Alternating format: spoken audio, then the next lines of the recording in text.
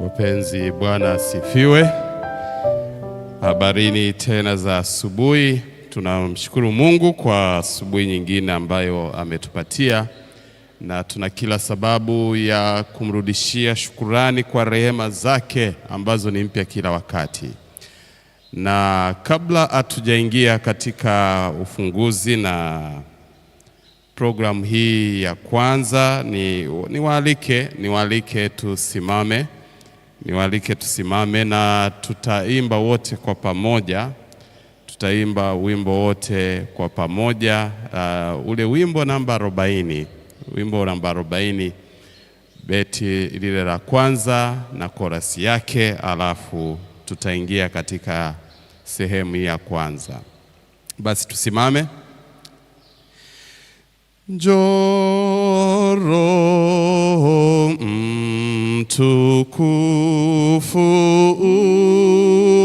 uoshe moyo wangu, utakase nia yangu. Njoo nijaze sasa, Roho Mtukufu, njoo nijaze sasa, utakase nia yangu. Njoo nijaze sasa. Baba mwema, asante kwa asubuhi nyingine tena. Wakati huu tunakualika tena katika mianzo hii ya siku, lakini pia katika mianzo hii ya ibada hii ya asubuhi, tukikualika ukaweze kuja na kutufundisha, na tutakapofika mwisho tutasema tumeuona mkono wako kwa sababu ya uaminifu wako. Tunakushukuru kwa sababu umetusikia, ni katika jina la Yesu aliye Mwokozi, amen. Jamani, asubuhi ya leo tena ni wakaribishe wanaoungana nasi kwa njia ya mtandao. Mmechagua sehemu iliyo bora, na Bwana awabariki tunapokwenda mbele za Mungu katika asubuhi ya leo. Asubuhi ya leo tuna somo lingine zuri ambalo ni tafakari, kabla ya kuingia katika somo ambalo litatuelekeza katika siku ya leo. Leo tunajikumbusha juu ya kielelezo cha Yesu katika unyenyekevu. Kielelezo cha Yesu katika unyenyekevu. Na ukifungua Biblia yako ukasoma pamoja nami katika Yohana 13 fungu la 14 na 15, ni fungu ambalo limezoeleka kwa wale ambao wanalitumia kwa meza ya Bwana. Lakini leo nataka tafakari asubuhi ya leo anaposema kwamba basi ikiwa mimi niliye Bwana na mwalimu nimewatawadha miguu, imewapasa vivyo kutawadhana miguu ninyi kwa ninyi, kwa kuwa nimewapa kielelezo, ili kama nilivyowatendea nanyi mtende vivyo hivyo. Katika mafungu haya tunaona mambo makubwa, kama sio mawili matatu. Jambo la kwanza, tunaona tabia, kwamba ndani ya mtu kuna tabia ya kujiinua zaidi kuliko ndugu zake, na wewe unaweza ukawa shuhuda hapo. Kuna tabia tu iko hapo ya kujiinua na kuliko ndugu zako, kufanya kwa ajili ya nafsi yake, kutafuta nafasi za juu zaidi, na mara nyingi matokeo yake ni kuhisi mabaya na uchungu wa roho. Hilo ni jambo la kwanza, na hii tunadhihirisha katika meza ya Bwana. Na meza ya Bwana nia yake ni kuondoa kutokuelewana huku, kumtoa mwanadamu kutoka katika ubinafsi wake, kushuka kutoka kwenye nguzo zake za kujikweza na hadi kwenye unyenyekevu wa moyo utakaomwongoza kumtumikia ndugu yake. Asubuhi ya leo, agizo hili la kutawadhana miguu kwa ushawishi mkubwa linaeleza kwa mfano umuhimu wa unyenyekevu wa kweli, Wakati wanafunzi walipokuwa wakishindana wanashindania nafasi za juu zaidi, Kristo alijifunga mshipi na kufanya kazi ya mtumishi kwa kuwaosha miguu kwa waliomwita Bwana. Na hapa ndipo tunaangalia dhana sasa ya upatanisho. Upatanisho kati ya mtu mmoja na mwingine ni kazi ambayo kwa hiyo agizo la kuoshana miguu lilianzishwa. Kila linapoadhimishwa, Kristo anakuwepo kupitia Roho wake Mtakatifu. Roho huyu ndiye anayeleta usadikisho moyoni. Na Yesu alipotimiza agizo hili kwa wanafunzi wake wote, walipata usadikisho isipokuwa mtu mmoja ambaye ni Yuda. Ndivyo tutakaposadikishwa kadri Kristo anapokuwa akizungumza mioyoni mwetu. Chemichemi ya Roho inafunguliwa. Asubuhi ya leo akili itatiwa nguvu, na ikiamka katika utendaji na uzima, itavunjilia chini kila kipingamizi ambacho kimesababisha utengano na ubaguzi. Dhambi ambazo zilitendwa zitaonekana kwa wazi zaidi ya ilivyowahi kutokea, kwa maana Roho Mtakatifu atakukumbusha. Na akiwa amemaliza kuiosha miguu ya wanafunzi wake, Yesu alisema, nimewapa kielelezo, ili kama nilivyowatendea nanyi mtende vivyo hivyo. Bwana atusaidie. Hapa Yesu alikuwa anaanzisha ibada ya kidini kwa tendo la Bwana wetu. Tendo hili la kujinyenyekesha lilifanywa kuwa agizo takatifu, lilipaswa kutekelezwa na wanafunzi ili kwamba waweze kuhifadhi daima akilini mwao masomo na huduma yake ya unyenyekevu. Asubuhi ya leo ni wasii kwamba hili pia liwe ni somo kwetu na iwe ni tafakari ya pekee asubuhi ya leo. Tunapopiga magoti, na sisi tusije tukawa kama Yuda, lakini atusaidie somo hili likaweze kukaa ndani yetu. Mungu na atubariki. Niwaalike katika maombi ya asubuhi ya leo. Pata wasaa wa sekunde chache kumwambia Bwana ni nini kinasababisha ujinyanyue, nini kinasababisha uweze kujikweza, na tumuombe Mungu aondoe hiyo asubuhi ya leo.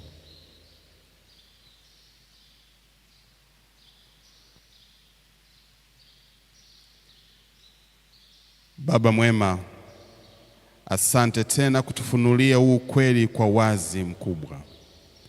Fundisho ambalo lilianzisha wewe mwenyewe la unyenyekevu limedumu vizazi hata vizazi, na hili inaelekeza namna ambavyo wewe ni mwaminifu na unatufundisha juu ambavyo anayekufuata lazima ajifunze somo hili muhimu la unyenyekevu. Umetukumbusha tena, inawezekana hata maombi yetu wakati mwingine yanakuwa yajibiwa kwa sababu hatujawa wanyenyekevu. Asubuhi ya leo tukumbushe hilo tunapokuja mbele zako.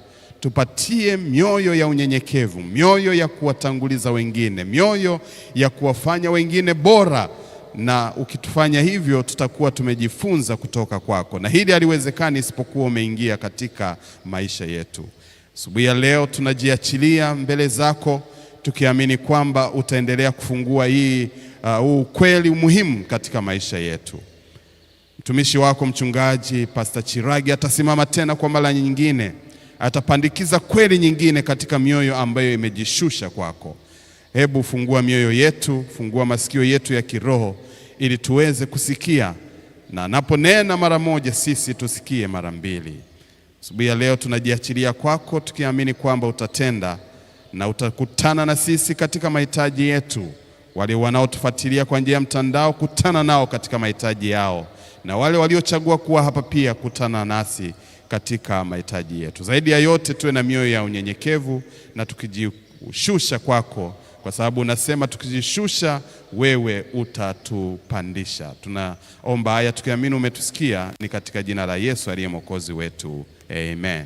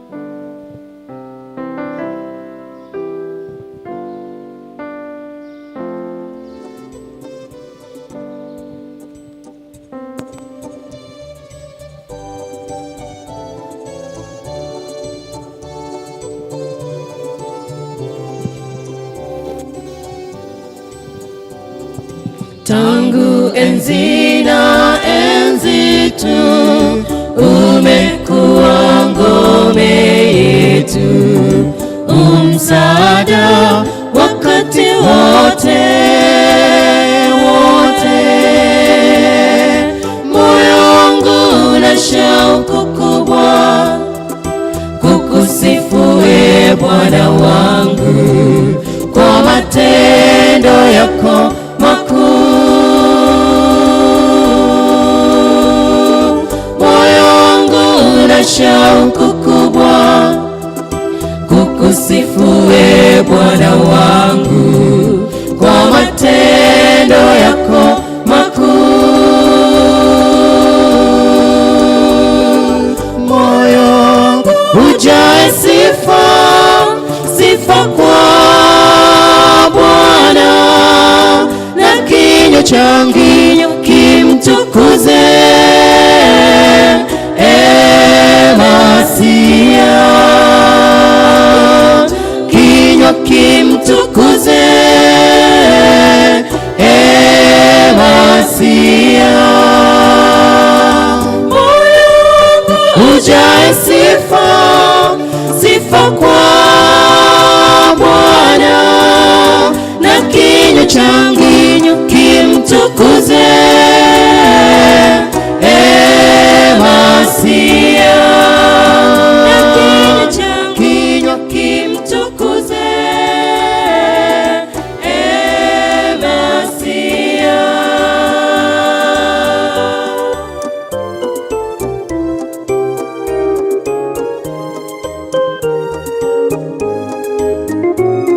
Imba moyo, msifu Bwana, imba sifa, ukitafakari matendo yake.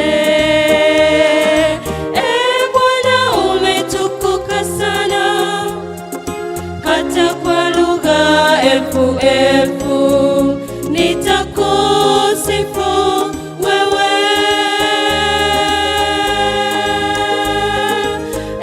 Bwana umetukuka sana, hata kwa lugha elfu elfu nitakusifu wewe. Moyo wangu ujae sifa, sifa kwa Bwana, na kinywa changu kimtukuze Masia. Kinywa kimtukuze Masia. Moyo wangu ujae sifa, sifa kwa Bwana, na kinywa changu kimtukuze Masia. Na kinywa changu kimtukuze Masia. Kinywa kimtukuze Masia. Na kinywa changu kimtukuze Masia. Na kinywa changu kimtukuze Masia.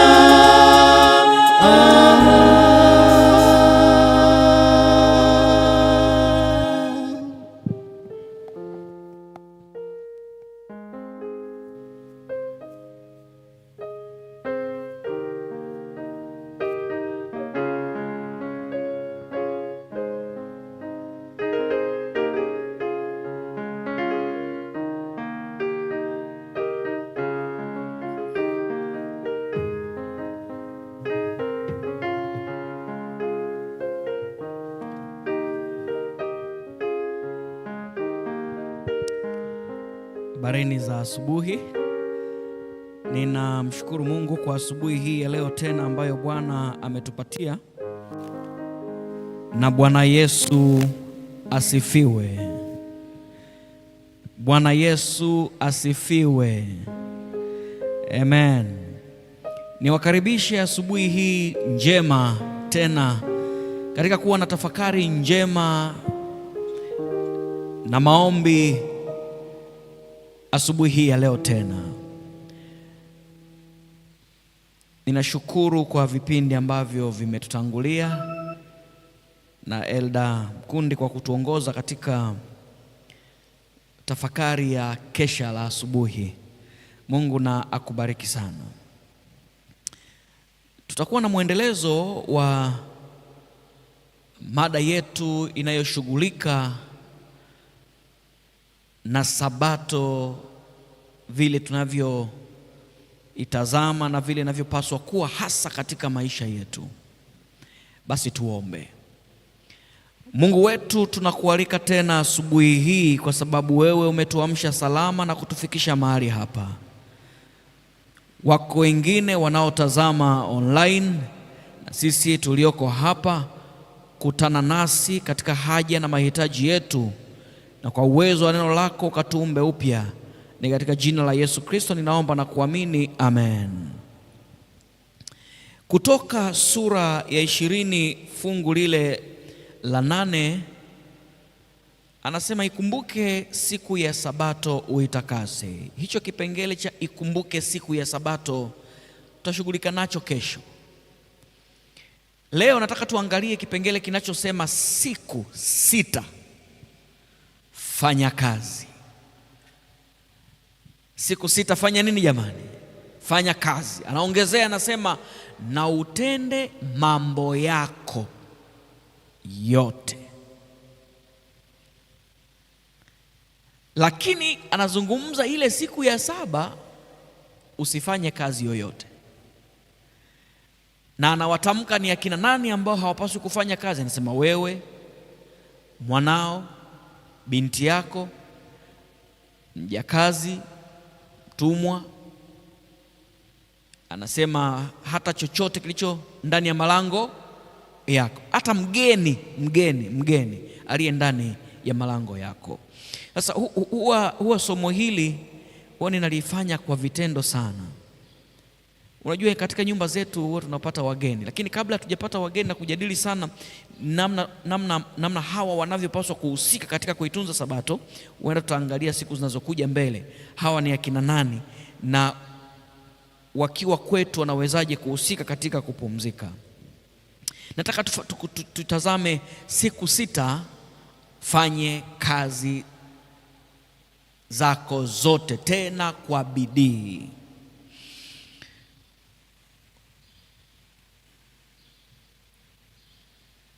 Ukisoma kitabu cha Mwanzo sura ya 2 na fungu lile la 15 utakubaliana na mimi kwamba Bwana Mungu akamtoa huyo mtu akamweka katika bustani ya Edeni ailime na kuitunza. Hapa ni mara tu baada ya Adam kuwa amekamilishwa na kupewa pumzi ya uhai katika uumbaji wake. Unafahamu hichi kisa, anapewa kazi za mikono kama mbaraka. Huwa najiuliza maswali haya, lakini majibu ninayo sasa hivi. Unawezekana wewe unajiuliza maswali haya kwamba Adam ndio amemaliza kuumbwa, anawekwa kwenye bustani ya Eden yenye kila kitu, alafu Mungu anampa kazi ya kulima na kutunza bustani. Ninajiulizaga swali, hivi analima nini?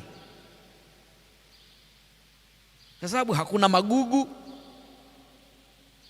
Kila kitu alichokifanya Bwana ni chema sana. Analima kufanya nini? Analima kazi ya kulima, analima ili aondoe nini? Kuna rutuba, hataweka mbolea, hakuna majani yasiyo stahili ambayo yanamea, kila kitu kiko kizuri. Analima ili afanye nini? Si ndio amemsaidia sasa kuwa na maisha mazuri pale kwenye bustani ya Edeni kwa kuwa na kila kitu. Sasa Adam, ningelitegemea Mungu amwambie, sasa Adam, nimekuumba, pumzika ule. Kila kitu nilichokifanya hapa ni chema sana, wewe huna kazi nyingine ya kuendelea nayo ya kufanya. Nilijifunza nikaelewa mambo haya. Bustani ya Eden tusingelikuwa tumeanguka dhambini, ndio ilipaswa kuwa makao makuu katika sayari hii ya maisha ya wanadamu. Na sisi wanadamu, kwa sababu Bwana alishamwambia Adam, zaeni mkaongezeke, mkaijaze dunia na mkatawale na kufanya hivyo. Unafahamu mafungu hayo. Kumbe bustani ya Eden ile ingelikuwa tu ni kule Middle East, Iraki. Lakini kama tungelizaana na tungelitawanyika katika ulimwengu huu wote, uso wa dunia huu tumeujaza, tusingeliweza kufunga safari kutoka Tanzania, japo ingewezekana kwa uwezo wa Mungu tu.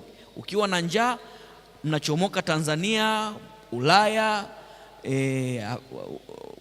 kila mahali tunakutana pale bustanini, tunakula asubuhi, tukimaliza jamani tumeshiba, tunaondoka. Sisi tutakutana kula tena jioni, sisi ningelikuwa ni katika utaratibu gani? Lakini kuilima maana yake ni nini? Bwana ameshapanda mbegu, ameshaweka kianzio, pana mahali. Sasa hii kazi ya kulima ingelipaswa kuwa na muendelezo. Angeliendelea kupanua mipaka ya bustani kwa kadiri ya wanadamu wanavyoendelea kupanuka na kuongezeka katika sayari hii. Kwa hiyo wanavyoendelea kuzaliwa na kuongezeka, wanachukua mbegu, wanaendelea kupanda na kuongezeka wanakokuendelea.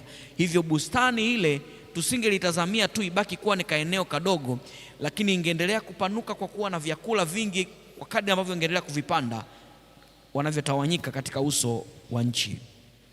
Ninajaribu kujifunza na kutafakari mambo hayo. Ninajifunza kitu na kwamba kazi ni mbaraka aliyoutoa Mungu tangu mwanzo. Nisikilize. Zaburi 90 fungu la 17 linasema, na uzuri wa Bwana Mungu wetu uwe juu yetu, na kazi ya mikono yetu utufanyie thabiti. Naam, kazi ya mikono yetu uithibitishe. Zaburi anaandika mambo hayo. Mithali 22 fungu la 29 anasema, je, wamwona mtu mwenye bidii katika kazi zake? Huyo atasimama mbele ya wafalme, hatasimama mbele ya watu wasio na cheo. Huyo ni mtu mwenye bidii katika kazi. Angalia nikusomee jingine hapa. Wakolosai 3:17, kwa kila mfanyalo kwa neno au kwa tendo, fanyeni yote katika jina la Bwana Yesu, mkimshukuru Mungu Baba kwa yeye. Siku 6 kila utakalolifanya lifanye kwa jina la Bwana Yesu. Maana yake ni nini? Ukiingia kazini kufanya kazi zako kwa bidii, fanya kwa jina la nani? La Yesu. Kuna mahali naelekea, nisikilize vizuri kwa makini. Ukisoma Ayubu 1 fungu la 10, shetani anamshtaki Ayubu mbele za Mungu, na shetani anamwambia Mungu hivi, wewe hukumzingira kwa ugo pande zote, pamoja na nyumba yake na vitu vyote alivyo navyo. Angalia kipengele kinachofuata, kazi za mikono yake umezibarikia, nayo mali yake imeongezeka katika nchi. Bwana Yesu asifiwe. Kazi ni mbaraka na Mungu amekusudia iwe baraka. Katika mchakato wa utunzaji wa Sabato, Mungu amempatia mwanadamu siku 6 za kufanya kazi na kufanya mambo yake mengine yote. Kama katika siku 6 kuanzia siku ya kwanza Jumapili mpaka siku ya 6 Ijumaa, wewe utakuwa ukibadilisha makochi tu. Maana yake unahama kutoka kochi dogo unakwenda lile kochi la kujinyoosha kidogo. Ukitoka kwenye la kujinyoosha kidogo, kwa sababu kuna wageni, unaenda lile la watu wawili siku ya Jumapili. Mkononi kwako utakuwa na remote, au kama sio remote, kwa sababu siku hizi sio watazamaji wengi sana wa television, utakuwa na smartphone yako. Siku inaisha, hata mpangilio wa nini ulichokifanya hauonekani. Ninasikitika kusema kwamba katika maisha ya nyumba nyingi za waabuduo wanaosadikika kutunza Sabato, hatuna malezi bora ya kuandaa watoto, kuandaa vijana kuwa wafanyakazi kwa siku 6 kwa bidii. Katika nyumba zetu wengi waabuduo tumewapata wasaidizi wa kazi ambao hao ndio hufanya kila shughuli. Watoto tuliowazaa tunaona kwamba ni kuwatesa kwa kuwashughulisha kwa kazi za mikono, na tunasahau kwamba mbaraka wa kwanza Mungu alioufanya duniani ni kutupatia kazi za kufanya. Anapomaliza kumuumba Adamu, anatupa kazi. Wako watoto wengi leo katika majumba yetu ambao alipokuwa na umri wa kupaswa kujifunza kuosha vyombo hakufanya hivyo. Alipofikia umri wa kupaswa kujua kufua nguo zake hakufanya hivyo. Alipokuwa na umri wa kupaswa kujua kwamba pesa inapatikana kwa kufanya kazi, wewe ulimzuia, ukaona kwamba akifanya kazi anateseka. Mama mmoja nyumbani kwake alikuwa akimwona binti wa kazi amempa hata soksi mwanaye afue, huyo mama alikuwa anaweza kumkata huyo binti wa kazi mshahara. Sema, mimi nakulipa wewe, alafu kazi hizi anafanya mwanangu, wewe kwa nini nakulipa sasa? Kwa hiyo kuna mabinti wengi, vijana wengi walio katika umri wa mabalozi na vijana wengine wakubwa ambao kazi za mikono hawajui. Jamani, Bwana Yesu asifiwe. Jamani, Bwana Yesu asifiwe. Na sikiliza, mentality ya kizazi kikubwa leo, tunajifunza kutaka mafanikio makubwa ya kimaisha, lakini kwa kufanya kazi kidogo. Tumeajiriwa, lakini wengine wetu wengi tunakula mpaka ule muda wa muajiri. Pale ofisini ulipo unataka kufanya kazi kidogo, lakini mwisho wa mwezi uwe na malipo makubwa. Hivyo kazi ambayo Mungu amekusudia iwe mbaraka, eti inageuka tena na kuwa laana kwetu. Ngoja niweke vizuri. Kazi ambayo kupitia hiyo kazi mimi napaswa kuchota baraka, eti leo kupitia kazi mimi ninahesabiwa mkosaji. Hivi mnanielewa hapo?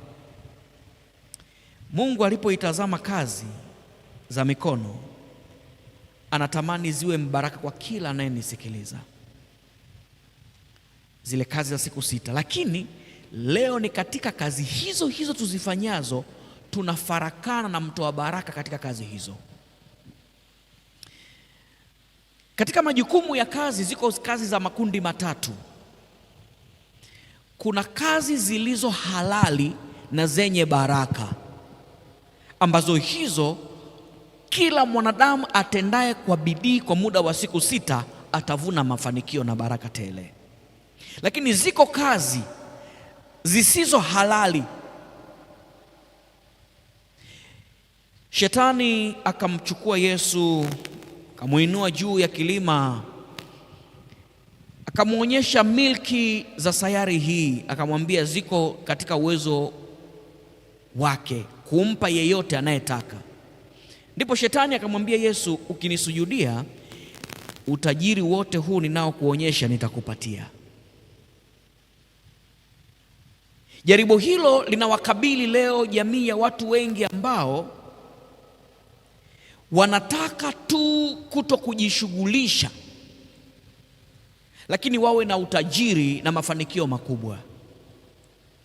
Katika kazi hizi Shetani naye ameweka vitu vyake ili kupitia mafanikio yatokanayo na kazi za mikono aweze kukamata mateka. Yesu anahimiza, anasema siku 6 fanya nini jamani? Kazi, na utende mambo yako yote. Kama kweli utahesabiwa umeitunza Sabato, ni kweli umeandaa moyo wako kukutana na Bwana na kupokea utakaso. Ni kweli siku ya Sabato unapaswa kupokea utakaso. Ni kweli unapaswa kupewa baraka zile kubwa mbili tulizoziongea hapa. Nataka nikwambie hayo yote hutayapata ikiwa katika siku 6 ulikuwa mvivu, mlegevu, mtu ambaye hakufanya kazi. Kwa hiyo jukumu la kufanya kazi kwa siku 6 ni sawasawa na mafanikio ya utunzaji wa Sabato. Mfundishe mwanao kwamba hawezi kuitunza Sabato katika hali ya uvivu, hali ya kutokujishughulisha. Na hiyo hali ya uvivu ndio inayotuingiza katika matatizo. Ushauri wangu ni huu: tangu unapoamka asubuhi, jua kwamba kazi za siku ya leo unazokwenda kuzitenda ni zipi. Jua kwamba jua linapozama, ukirudi nyuma kutazama vile ambavyo umeshughulika, unaona kazi zako zikiwa zimefanyika, zimepangika na zimefanikiwa. Kama jua linazama, siku imeingia na imeisha, lakini unapotazama kazi uliyoifanya huoni cha maana ulichokifanya, unaweza ukawa umeingia kwenye shida. Jamani, Bwana Yesu asifiwe. Ninamwomba Mungu tusimame. Ninamwomba sana Yesu atusaidie ili kazi za mikono zilete baraka kwa kila anayenitazama hapa. Anasema Mungu anabariki kazi tunazozifanya, na hizo zinatuingiza katika pumziko la Sabato.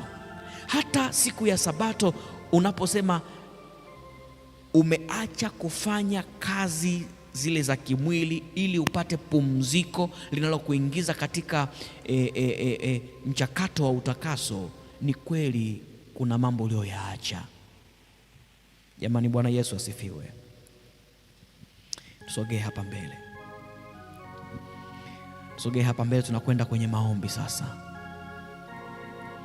Ikiwa wewe unataka kupumzika tangu siku ya kwanza Jumapili, unapumzika mpaka siku ya 7 unapumzika, hautahesabiwa katika kundi la watu wanaoitunza Sabato, kwa sababu Mungu anataka katika siku 6 ujishughulishe kwa kazi za mikono. Kumbuka, Mungu ameweka kazi zilete baraka, zilete mafanikio, zilete maendeleo katika nyanja kubwa mbili. Kupitia kazi za mikono ambazo Mungu amekupa kuzitenda kwa siku 6, kazi hizo Mungu azitumie kama mfereji wa kukubariki wewe. Na Mungu anapokubariki wewe, anafahamu ameibariki kazi yake ya uokoaji wa roho za watu. Na anapobariki kazi yake, anajua umati mkubwa wa wengi utaandaliwa kwa ajili ya ufalme wa mbinguni. Ni kwa sababu amekuchagua wewe kuwa mfereji wa kupitisha baraka zake kupitia kazi za mikono uzitendazo na kuibariki kazi yake. Lakini anapokufanya wewe kuwa mfereji kwa kazi za mikono unazozifanya, ndipo pia huyu Yesu anakubariki na kukupa baraka zenye mafanikio. Ninasema vizuri sana, baraka ambazo ni mafanikio ya kimaisha. Bwana Yesu asifiwe. Ni lazima ufundishe ubongo wako kuelewa utofauti wa mafanikio ya kimaisha na mafanikio yaliyo na baraka za kimaisha. Sio kila aliyefanikiwa ana baraka za Bwana, lakini kuna uwezekano wa kuwa na mafanikio yaliyo na baraka za Bwana. Kama umenielewa, sema amina. Asubuhi hii ya leo tutaomba wawili wawili. Tumwambie Yesu tusaidie, ili katika siku 6 tuwe na muda wa kutosha wa kufanya kazi zetu zote, na kila kazi tutakayoifanya iwe baraka, iwe baraka. Anayesukuma chapati kwa siku 6 zifanyike kwa baraka. Anayeuza duka kwa siku 6 mbaraka. Anayeingia ofisini kwa sababu ameajiriwa, baraka. Aliyejiajiri, baraka. Mjasiriamali, baraka. Kila kazi ihesabu baraka za Bwana kwa utukufu wa jina lake. Karibuni katika maombi wawili wawili.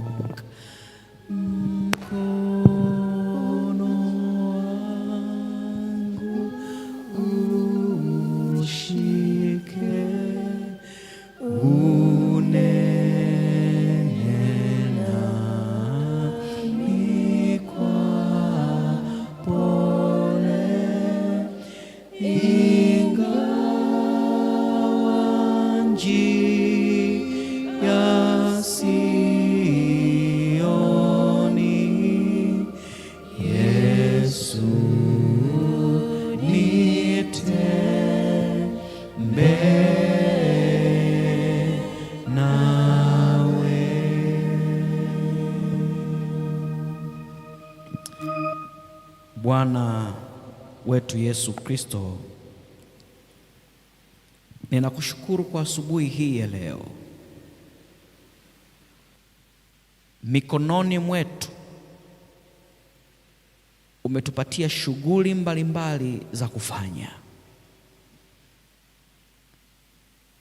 Ninaomba utuaminishe kwamba umetupa shughuli hizo ili utubariki. Kwa ambaye ameajiriwa mahali fulani, ameajiriwa katika ajira hiyo ili umbariki. Uliyembariki kuwa na shughuli za kujitegemea kama mjasiriamali, mfanyabiashara,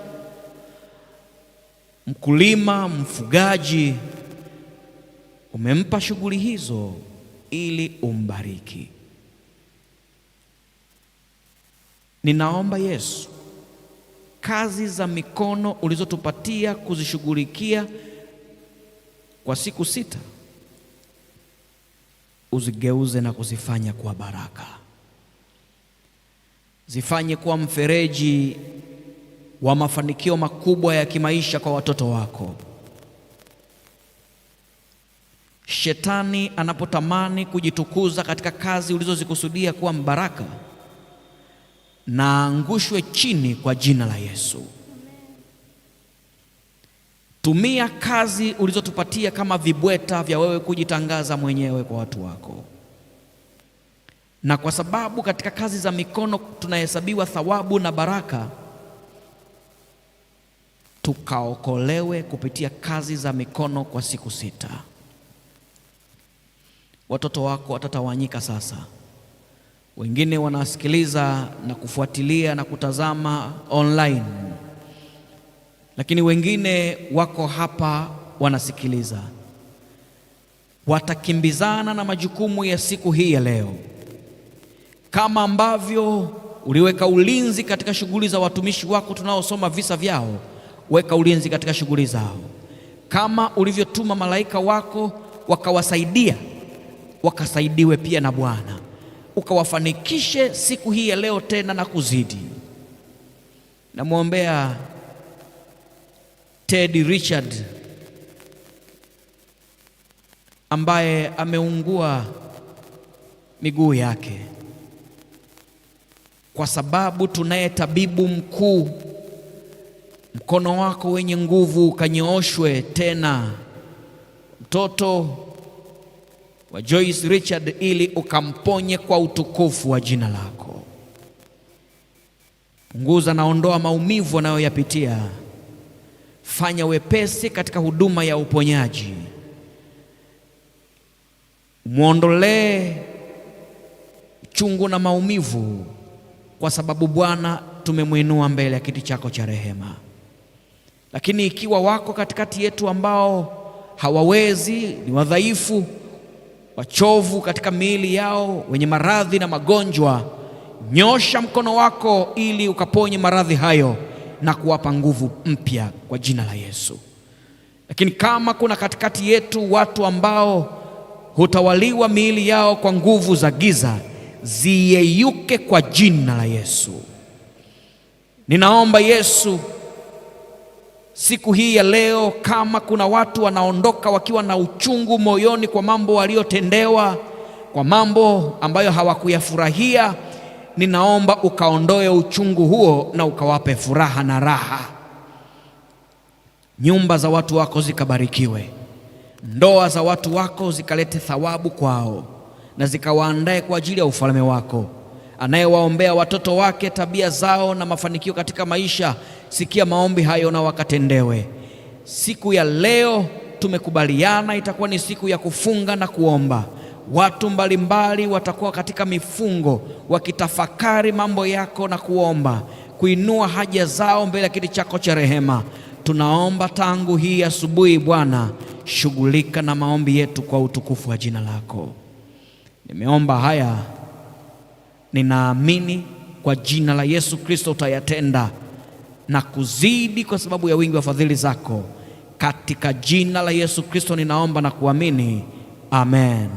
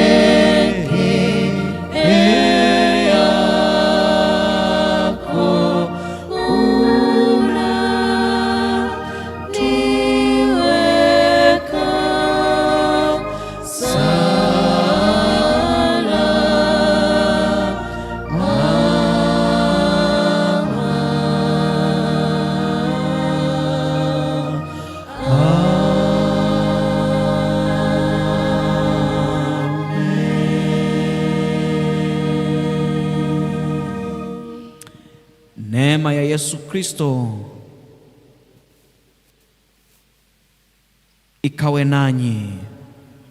Nuru ya utukufu wa Yesu Kristo ukawafunike. Kila mwendalo kulitenda limekwisha barikiwa. Kila mtakalolitenda mlitende kwa utukufu wa Bwana, kwa sababu Bwana atakuwa pamoja nanyi akiwasaidia. Kikutana na changamoto katikati ya siku hii ya leo, jua Bwana yuko pamoja na wewe kukusaidia. Umwambie.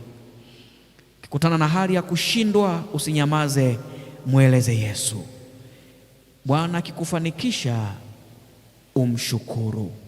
Uweza wa Bwana na uambatane nanyi kuwafanikisha katika shughuli zenu sasa na hata milele, kwa jina la Yesu Kristo, amen. Mungu na awabariki sana.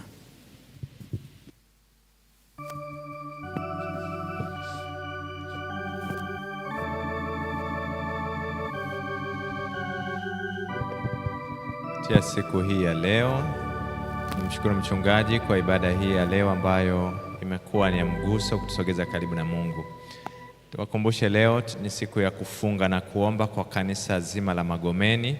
Ni waombe wote tujiandae na tuendelee kumwomba Mungu katika mambo mbalimbali ya kwetu binafsi na ya kanisa. Lakini pia katika siku hii ya leo kuanzia saa 1 kamili usiku hadi saa 4 usiku tutakuwa na usiku wa maombi. Huu usiku utakuwa ni usiku wa kihistoria wa Mungu kutenda mambo mbalimbali kwetu. Kwa niwaombe wale ambao mnatufuatia kwa njia ya mtandao, muda huo jiungeni pamoja nasi ili tubarikiwe pamoja katika ibada hiyo. Mungu awabariki sana. Together in Christ, karibuni.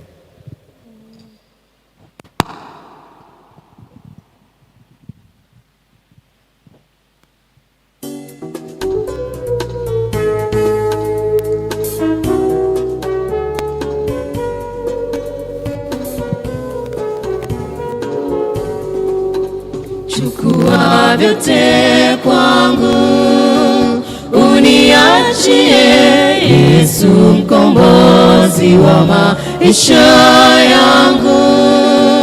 Ajua haja zangu, atimiza mahitaji yangu. Yeye ndiye Muumba wangu.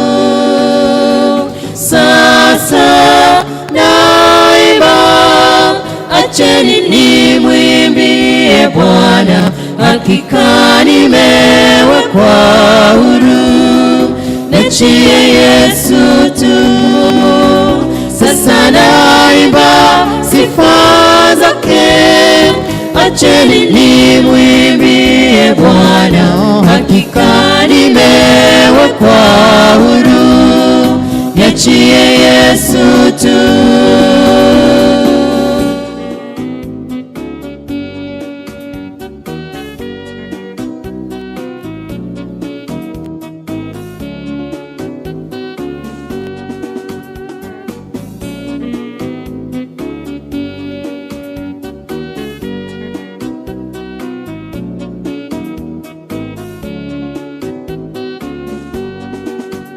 Yesu Mwokozi wangu, ataubadili mwili wangu wenye unyonge mwingi, upate kufanana na mwili wake wenye utukufu kwa uweza wake.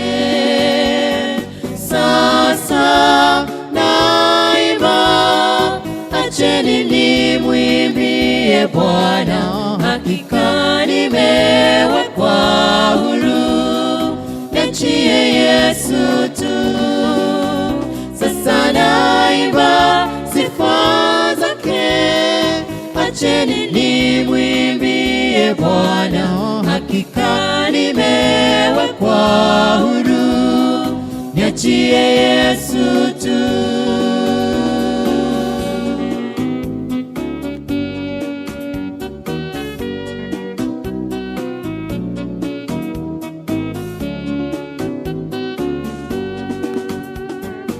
Sasa naimba, nimwimbie Bwana, hakika nimewekwa huru, niachie Yesu tu. Sasa naimba sifa zake, acheni nimwimbie Bwana, hakika nimewekwa huru, niachie Yesu tu. Sasa naimba, acheni nimwimbie Bwana, hakika nimewekwa huru, niachie Yesu tu. Sasa naimba sifa zake, acheni nimwimbie Bwana, hakika nimewekwa huru, niachie Yesu tu.